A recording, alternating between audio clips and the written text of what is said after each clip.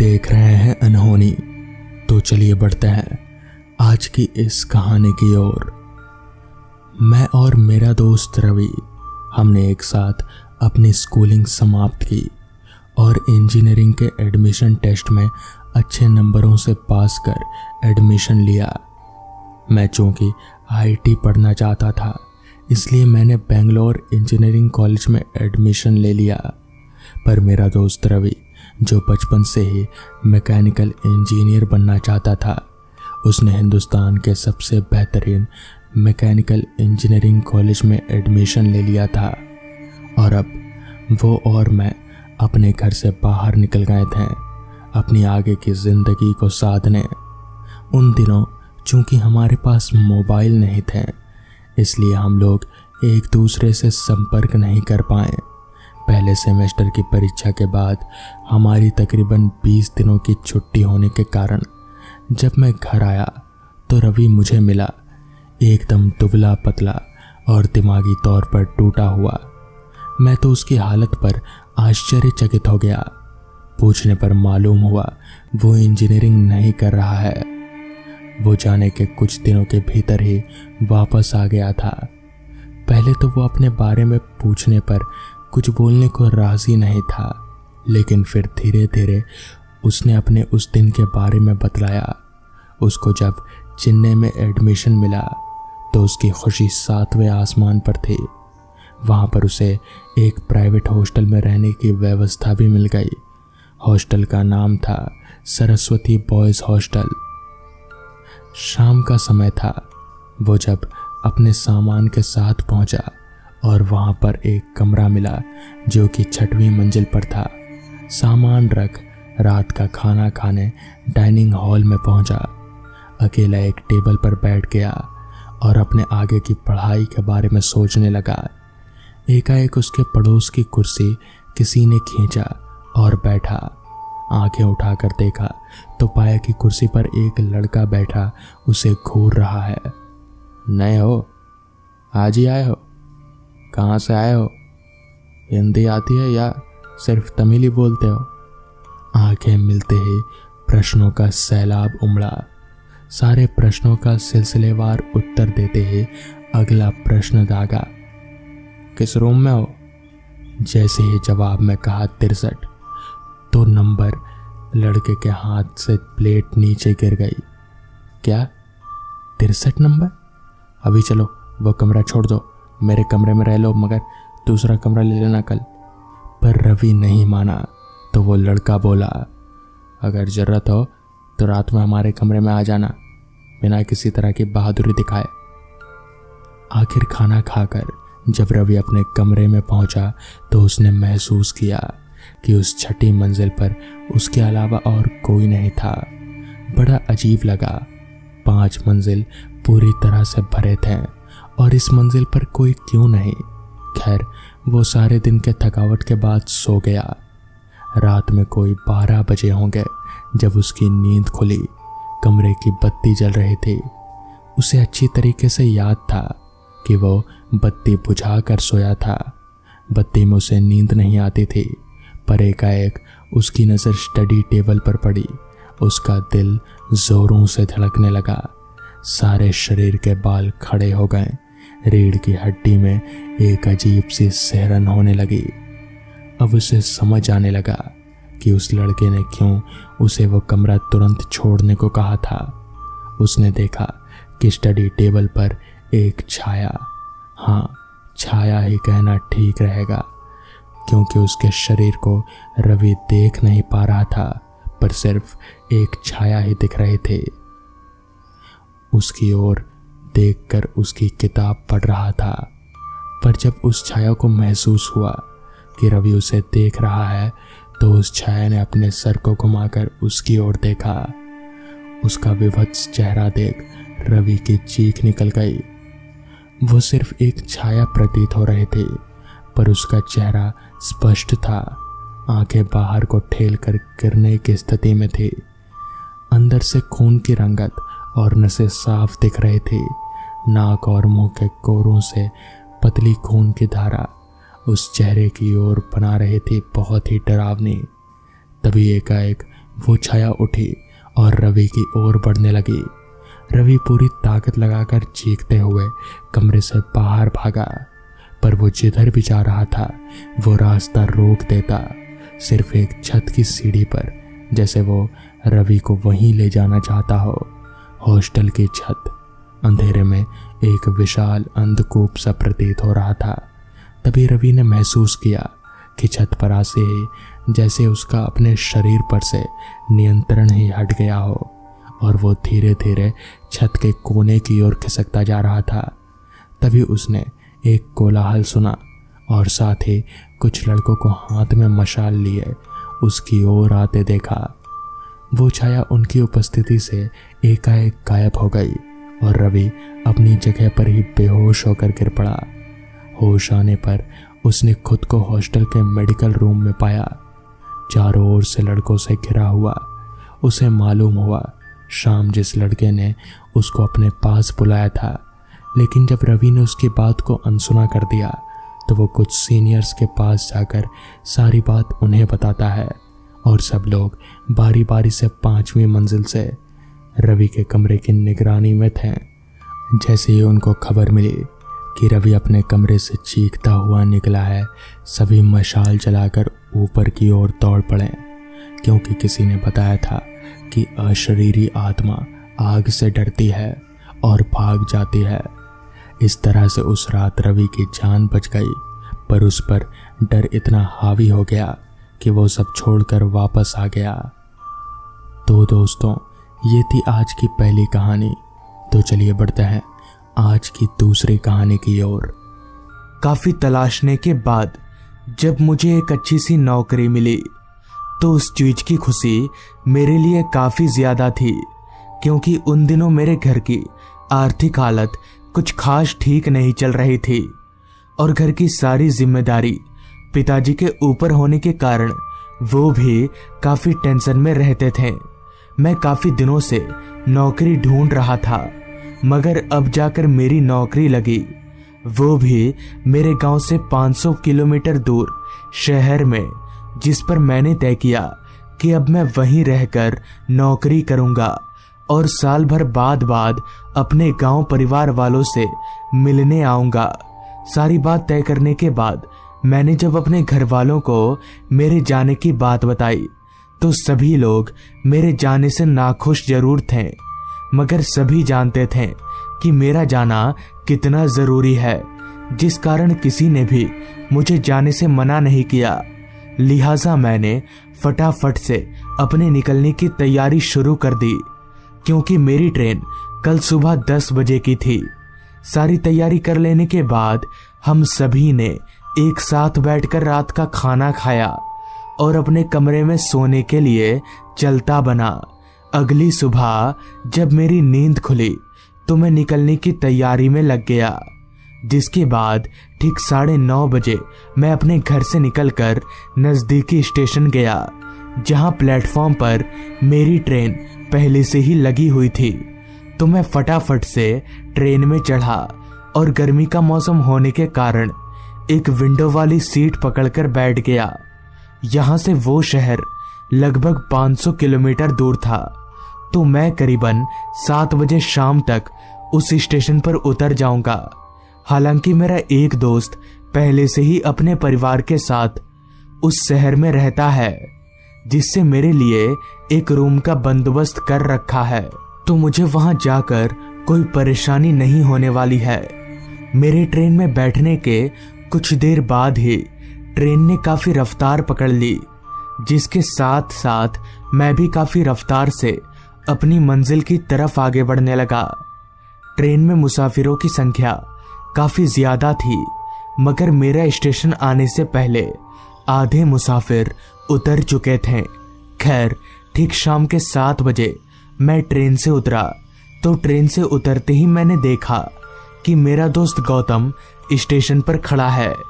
तो काफी दिनों के बाद गौतम को देखकर मैं काफी खुश हुआ।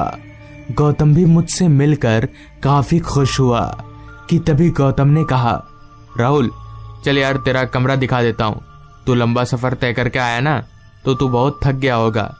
अब तो तू आ गया है तो मिलना जुलना लगा ही रहेगा।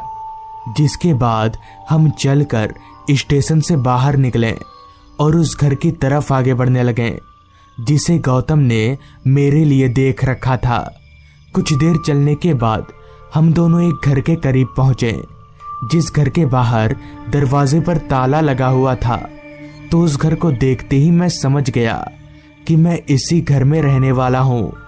बाहर से वो घर थोड़ा अजीब दिख रहा था, मानो काफी सालों से कोई इस घर पर रहता ही ना हो।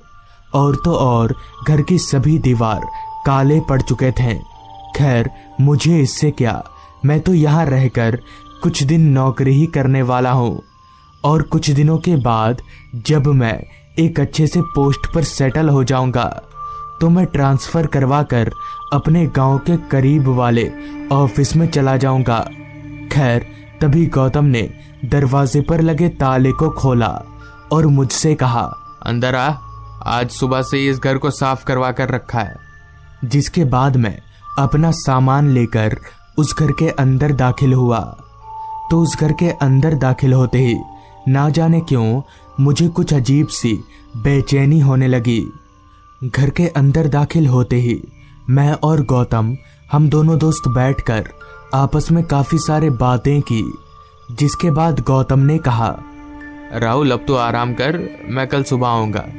इतना बोलकर गौतम अपने घर की तरफ चलता बना।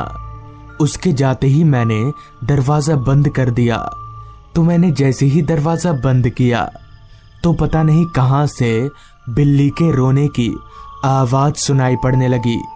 वो बिल्ली की आवाज इतनी डरावनी थी कि मैंने पहली बार किसी बिल्ली को इस तरह से रोते हुए सुना था।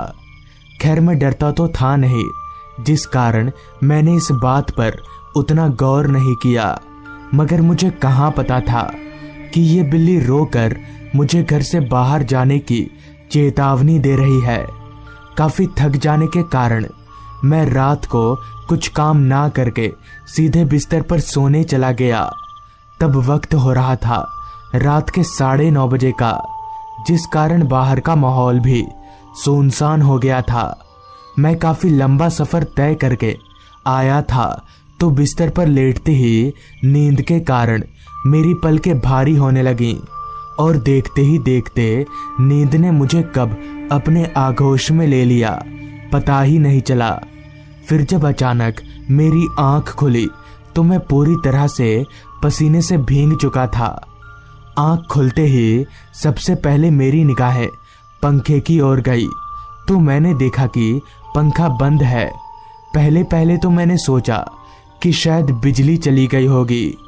फिर जब मैंने अपनी निगाहें इलेक्ट्रिक बोर्ड पर लगे हल्की टिमटिमाती लाल बत्ती पर घुमाई तो मैंने देखा कि वो लाल बत्ती तो जल रही है। इसका मतलब कि बिजली है। तो फिर पंखा आखिरकार बंद हुआ तो हुआ कैसे? जिसके बाद मैं अपने बिस्तर पर से उठा और इलेक्ट्रिक बोर्ड की तरफ आगे बढ़ने के लिए जैसे ही अपना पहला कदम बढ़ाया तो मेरी नजर एकदम से मेरे कमरे में रखी रॉकिंग चेयर पर गई, जो अपने आप ही हिल रही थी। उस रॉकिंग चेयर को देखकर मैं काफी हैरान हुआ कि आखिर ये चेयर हिल तो हिल कैसे रही है। कमरे की तो सारी खिड़कियां भी बंद है, तो हवा भी कमरे के अंदर कहीं से आ नहीं सकती, तो रॉकिंग चेयर हिल कैसे रही है। खैर मैंने अपनी जमीन पर पड़े बैग को उठाकर उस रॉकिंग चेयर के ऊपर रख दिया ताकि वो रॉकिंग चेयर हिले नहीं। जिसके बाद मैं सीधे इलेक्ट्रिक बोर्ड के पास पहुंचा। मैं तो पहले से ही हैरान था, मगर इलेक्ट्रिक बोर्ड के पास पहुंचकर मैं चौंक गया क्योंकि फैन का स्विच ऑफ था। मगर ऐसा कैसे हो सकता है? सोने से पहले तो फैन चल रहा था, तो स्विच ऑफ किसने की?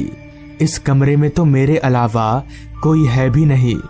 मैंने दोबारा से स्विच ऑन किया और वापस से बिस्तर पर सोने के लिए चला गया। मुझे समझ नहीं आ रहा था कि आखिर ये मेरे साथ हो क्या रहा है। कुछ देर काफी मशक्कत करने के बाद दोबारा से नींद ने मुझे अपने आगोश में ले लिया। फिर जब दोबारा से उसी तरह अचानक मेरी आंख खुली तो वापस मैं पसीने से भीगा हुआ था और उसी तरह फैन भी ऑफ थी।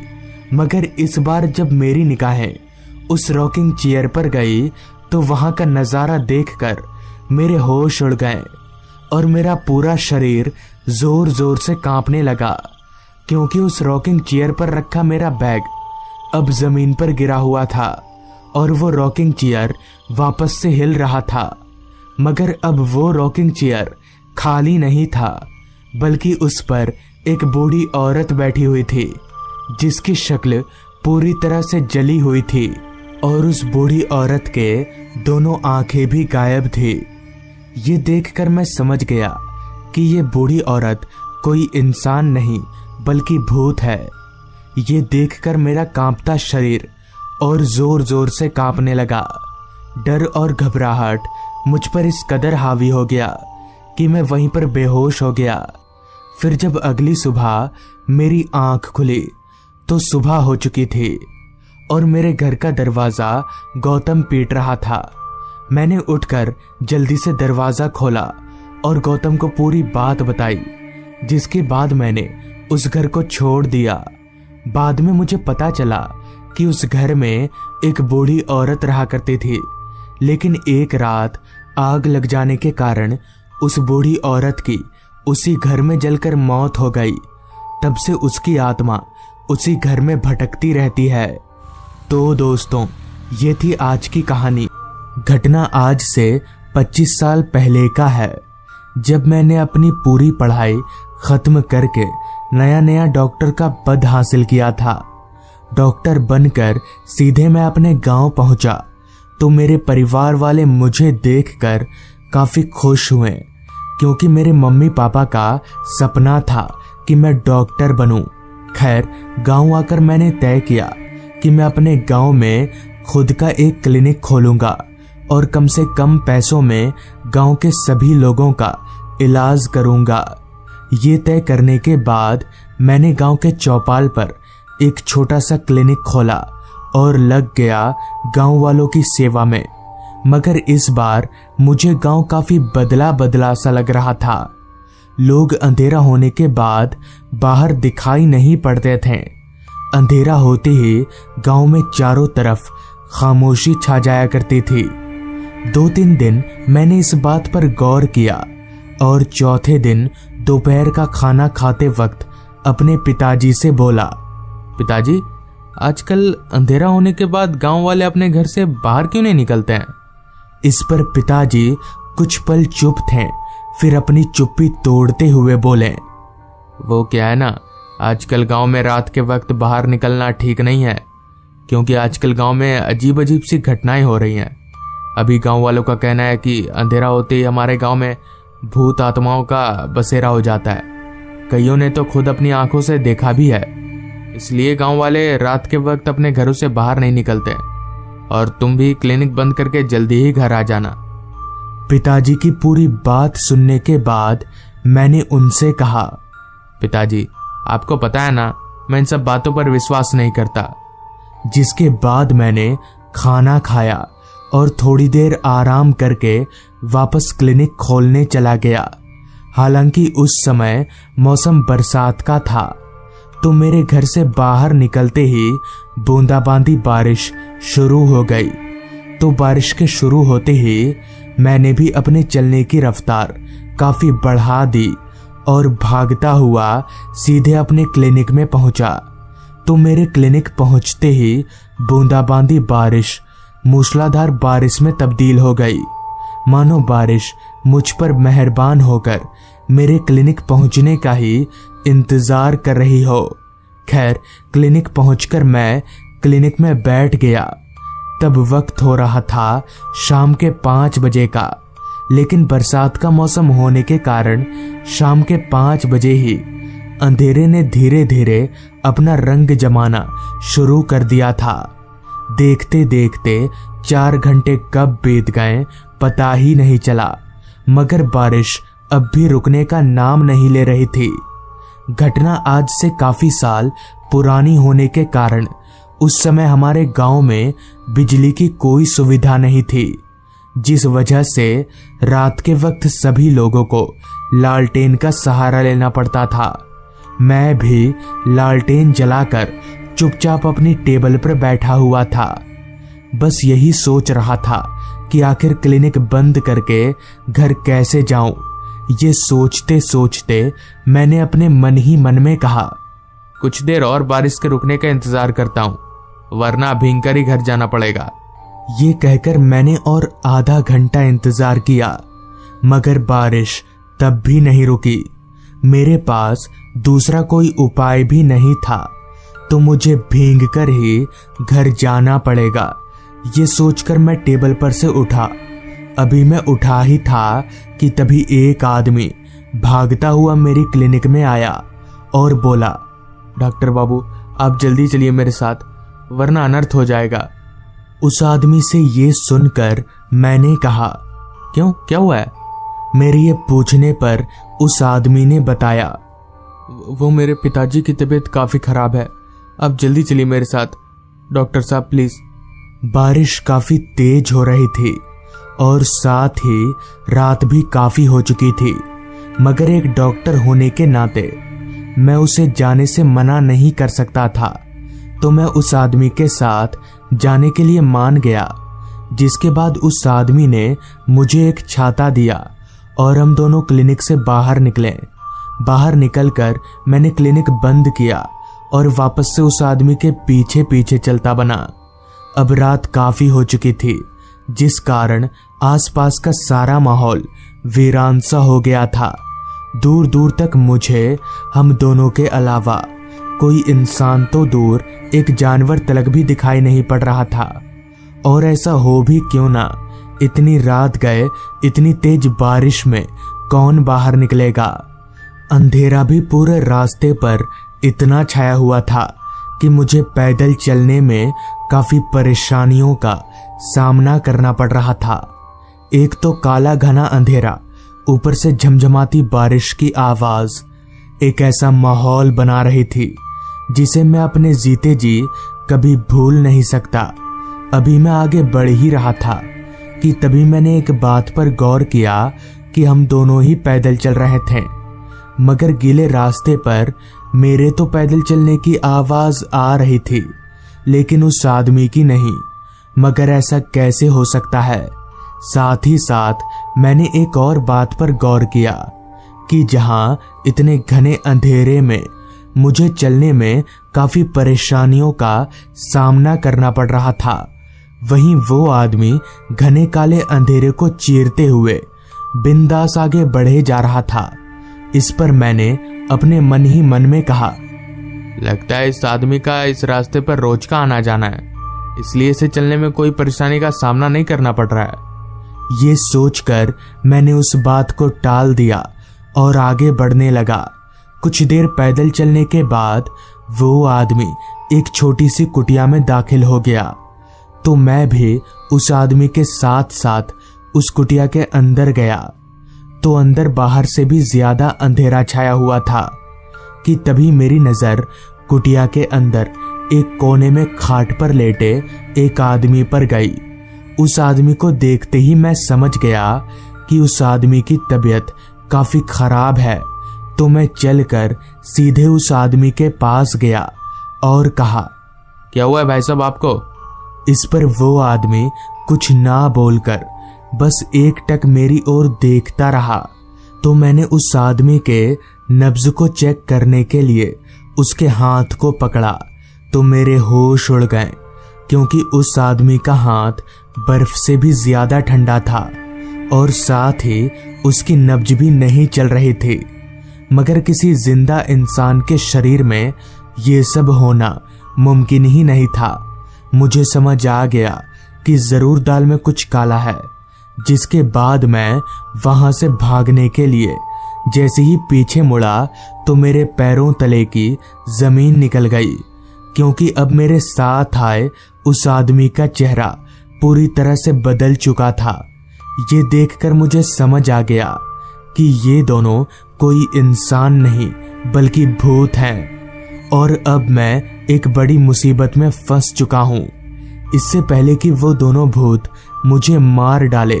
मैंने दौड़ लगा दी और भागता हुआ अपने घर जाकर ही रुका। उस रात तो किसी तरह से मेरी जान बच गई, मगर उस रात के बाद से मैं भी जल्दी क्लिनिक बंद करने लगा। तो दोस्तों, ये थी आज की कहानी। अगर आपको ये कहानी पसंद आई हो तो चैनल को ज़रूर सब्सक्राइब कर लें। तो मैं आपका दोस्त आर्यन जल्द ही मिलूंगा आपसे ऐसी ही एक कहानी के साथ।